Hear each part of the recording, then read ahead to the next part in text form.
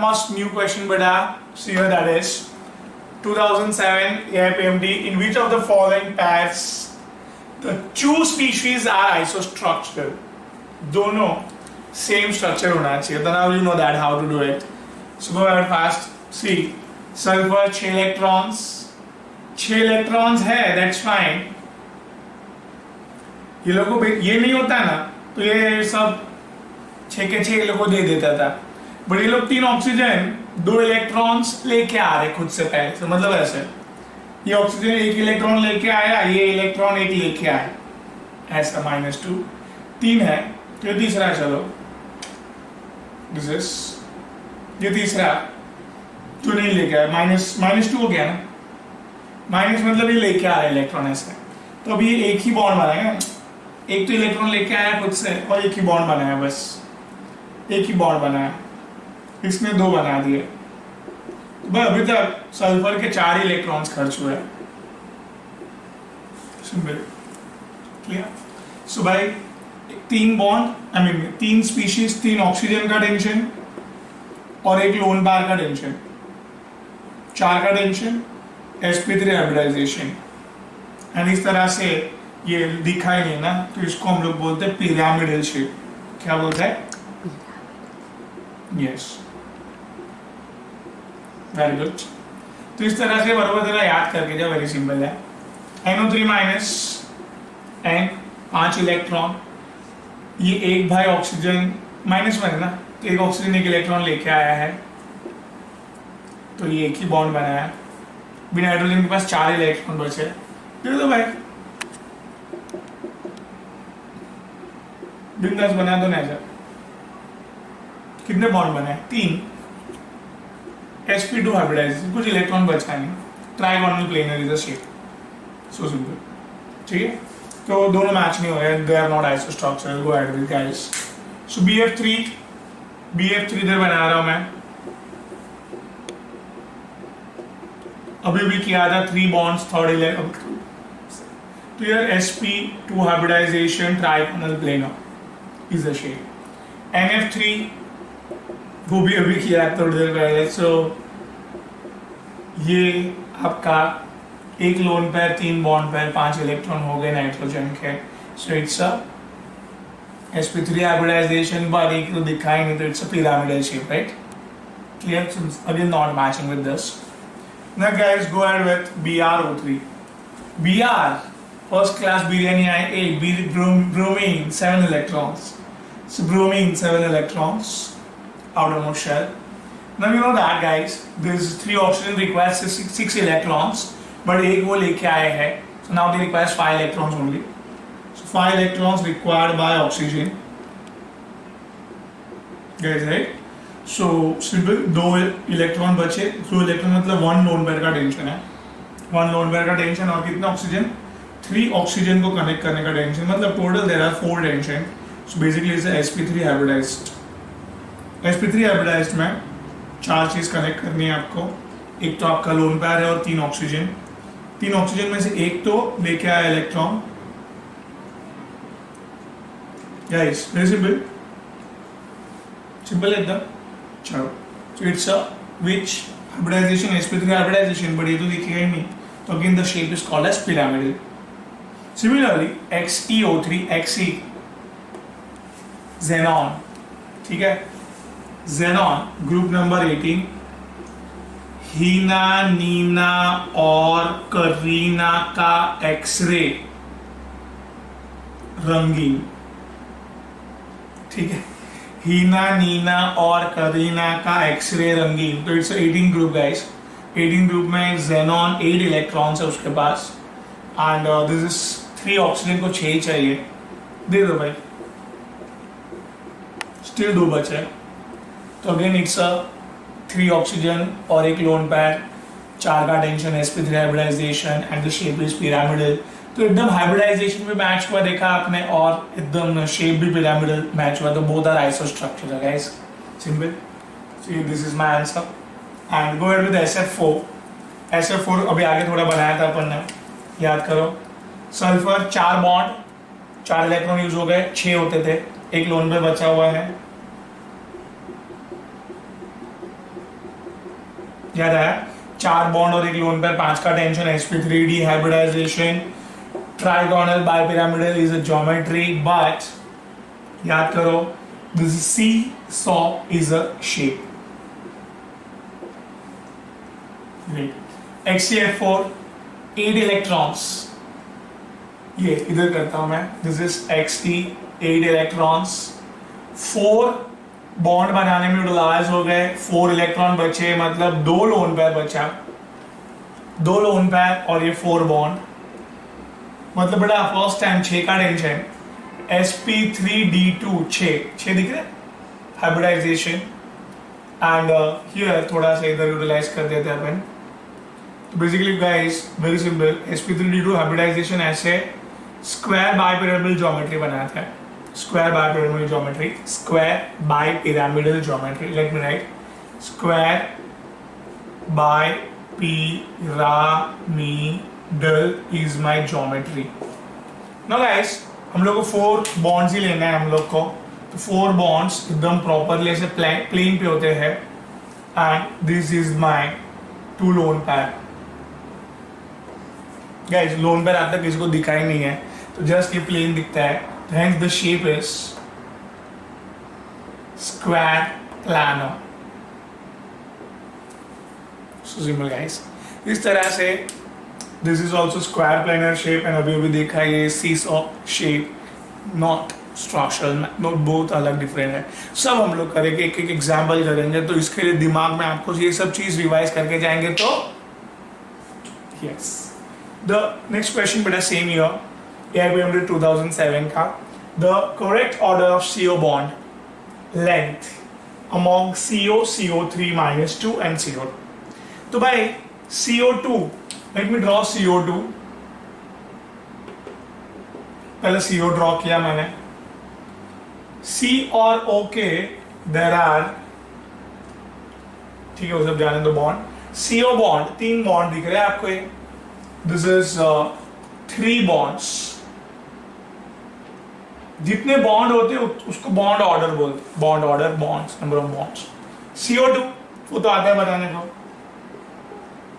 सिर्फ 2 इलेक्ट्रॉन इसको दे दिया, 2 इलेक्ट्रॉन इसको दे दिया, कार्बन घर से 4 इलेक्ट्रॉन लाया था, तो इंडिविजुअली इधर बेटा can you see that the bond order equals to 2।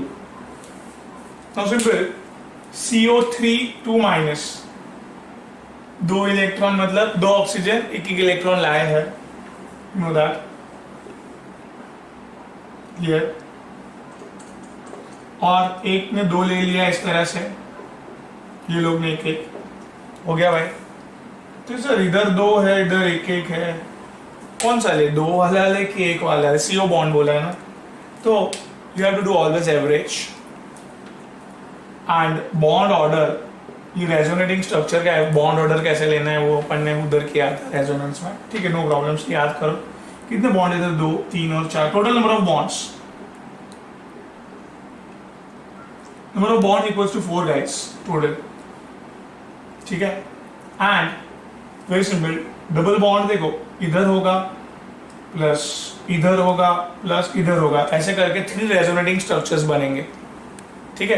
तो सिंपल जान, ये 4 bonds is shared by 3 oxygen, simple, shared by, इसको बोलते हैं हम लोग नंबर ऑफ रेजोनेटिंग स्ट्रक्चर्स, फिलहाल आप लिख सकते हो कि number of shared between 3 oxygen, तो हेंस डिवाइड बाय 3, तो इंडिविजुअली 1.33, इंडिविजुअली 1.33 एवरेज निकाला ना बेटा, 2 3 4 जो है बॉन्ड 3 जन में शेयर्ड है, तो इंडिविजुअल को कितना मिलेगा, 1.33 बॉन्ड ऑर्डर, दैट्स इट। सो इधर सबसे 1.33 कम बॉन्ड ऑर्डर है, इधर 2, इससे भी ज्यादा 3, तो you know that number of bonds बढ़ेंगे तो एकदम करीब आ जाते हैं, and bond length is very less. Very simple thing, bond order is inversely proportional to the bond length. So, जितना bond order ज्यादा, number of bonds ज्यादा, एकदम करीब आ जाते हैं और length दोनों के बीच में एकदम कम हो जाती है, तो hence let me tell you bond order is inversely proportional to the bond length. Yes. So क्या आंसर होना चाहिए? So सबसे कम bond order, bond length will be the maximum, right? तो CO32 minus का maximum I can see in this 2 option. But then CO2 then CO, hence एकदम perfect जा रहा है. CO has a very high bond order, so hence very less distance between carbon and oxygen. तो bond length सबसे कम है. देखो ना कितना सिंपल है यार, करके जा सकते हैं ना बरोबर. तो फिर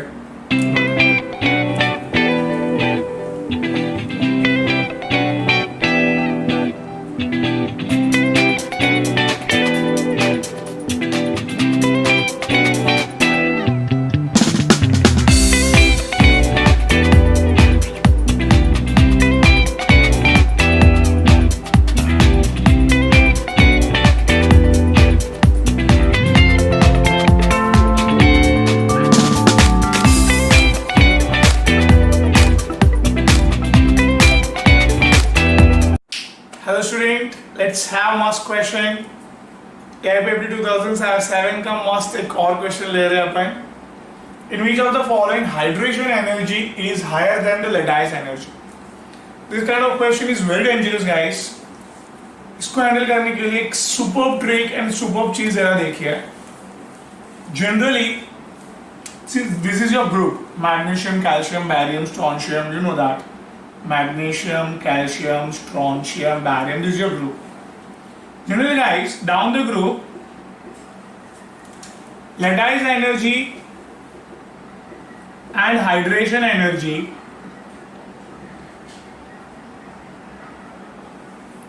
both decreases.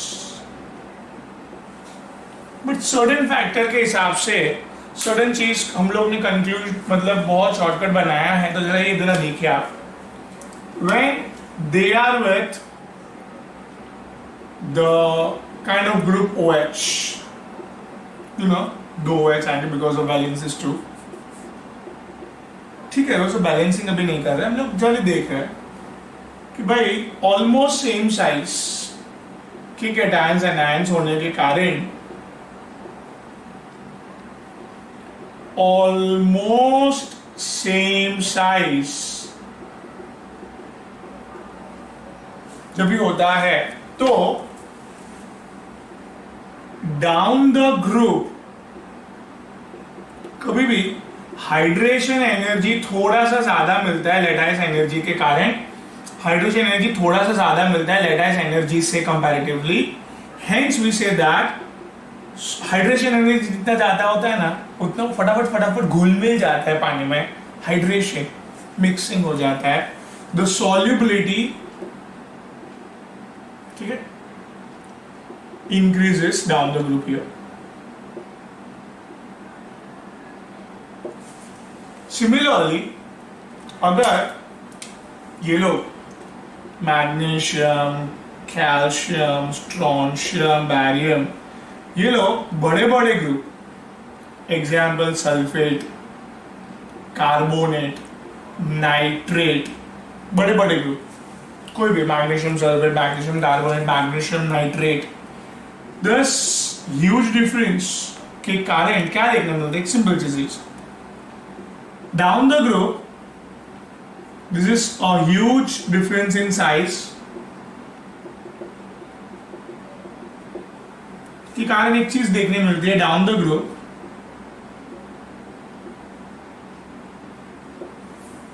हियर थोड़ा सा हाइड्रेशन एनर्जी कम मिलता है लैटिस एनर्जी से.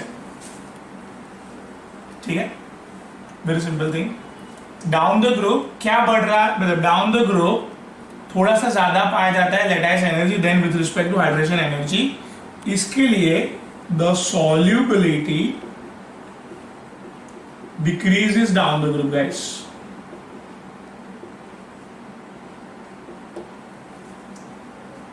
सल्फाइड भी एक बड़ा सा आयन है, सल्फाइड ऑल्सो देखिए. नाउ द थिंग इज, समझना बात को, सब सल्फेट्स दिए मैं, मतलब ये वाले केस में आ जाते हैं. ठीक है, डाउन द ग्रुप अभी ये ज्यादा सॉल्युबल है कि कम सॉल्युबल है?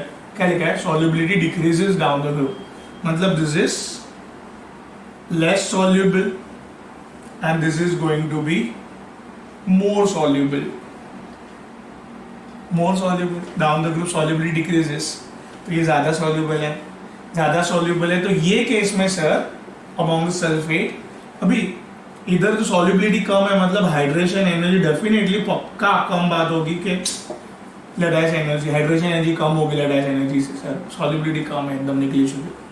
तो है पूरा शब्द मैग्नीशियम पे जाएगा, सिंपल सी बात है। जहाँ पे ये थोड़ा सा ज्यादा सॉल्युबल है तो हाँ भाई थोड़ा सा ज्यादा होना चाहिए hydration energy than the lattice energy guys, ठीक है ना, एकदम सिंपल सी चीज है। Comparison same cation anion almost है अगर तो down the group solubility increases where just थोड़ा सा हाइड्रेशन एनर्जी बढ़ते जा रहा है with respect to lattice energy. Down the group बहुत हाइड्रेशन एनर्जी बढ़ गया है with respect to lattice energy. Similarly here difference in the size is huge at that time sulfide case, in case of sulfate, in case of nitrate, in case of carbonate, हर एक में down the group solubility कम हो रही है because down the group hydration energy कम पाई जा रही है with respect to lattice energy. Down the group ऐसा पाया जा रहा है तो हाइड्रेशन एनर्जी कम है, तो ऑब्वियसली पूरी शक किस पे जा रहा था, मैग्नीशियम पे, जहाँ पे there is some amount of solubility seen magnesium sulphate की, hence this is having somewhat more hydration energy than the latice energy। तो ऐसे बोला था क्वेश्चन में कहाँ पे हाइड्रेशन एनर्जी थोड़ा सा हायर है than the latice energy, तो let be correct। इस तरह से छोटा सा और शॉर्टकट दिमाग में रखा होगा तो ऐसे क्वेश्चन आराम से कर पाओगे कि नहीं। Solubility, lattice energy, hydration energy आराम से कर पाते, simple. Both the things down the group decreases, that's why the problem arises. तो ये शॉर्टकट दिमाग में होगा तो आराम से कर पाओगे question, right. See the next, which of the following, same question year का है, order correctly represent the increasing acidic strength of the given acid। मतलब कम एसिडिक स्ट्रेंथ से ज्यादा एसिडिक स्ट्रेंथ की तरफ बढ़ो। वेरी सिंपल थिंग गाइस, एक ही चीज से आप सॉल्व कर सकते हो। Acidic strength directly proportional to the oxidation state, simple. और आगे जाओगे अगर ऑक्सीडेशन स्टेट नहीं निकाल पा रहे हो तो और एक रूल भी अप्लाई कर सकते हो,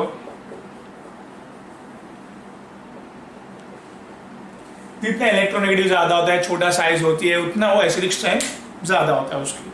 सिंपल, दो चीज से आप कभी भी एसिडिक स्ट्रेंथ निकाल सकते हो। चलो बुलाओ सबको। तो ये जिसको आप HClO4 लिख सकते थे, ये लोग ने किससे स्प्लिट अप किया था ना, 4 ऑक्सीजन एक साथ लिख दिया मैंने। हियर 3 ऑक्सीजन, हियर 2 ऑक्सीजन, बराबर, सब बराबर। इसको सर कैसे लिखते हैं, ऐसे लिखते हैं ना थोड़ी देर के लिए। Now you know that हर एक ऑक्सीजन को 2 चाहिए, 4 को 8 चाहिए, 8 electrons required, 4 oxygen 8 electron required, hydrogen gives 1 electron, so still 7 electrons needed। वो क्लोरीन बेचारा दे देता है, अरे भाई ले यार, 7 is oxygen instead of chlorine here। Similarly एक को 2 चाहिए, 3 को 6 चाहिए, एक हाइड्रोजन ने दिया इलेक्ट्रॉन, स्टिल 5 चाहिए बेटा, क्लोरीन ने दे दिया 5। एक को 2 चाहिए, 2 को 4 चाहिए, हाइड्रोजन ने 1 दिया, स्टिल 3 चाहिए, 3 क्लोरीन ने दे दिया गाइस। सिंपल, 2 चाहिए, दोनों ने 1 दे दिया। Your oxidation number is very less acidic, oxidation number is very highly acidic। तो HClO4 मतलब काइंड ऑफ दिस, ठीक है, जहां पे हाईएस्ट एसिडिक स्ट्रेंथ है। HClO3 थोड़ा कम, HClO2 this very least, right. So this is a increasing order of acidic strength guys, so simple. Directly एक rule and थोड़ा सा और एक्स्ट्रा एक रूल और एक्स्ट्रा दे दिया ताकि कभी ऑक्सीडेशन स्टेट ना हो तो साइज छोटी एसिडिक स्ट्रेंथ आ गई। सिंपल, इस तरह से ऑक्सीडेशन स्टेट कैसे निकालना वो भी अभी मैंने सिखा दिया आपको। काफी जितना इलेक्ट्रॉन दिया है उतना उसका ऑक्सीडेशन स्टेट है, ठीक है।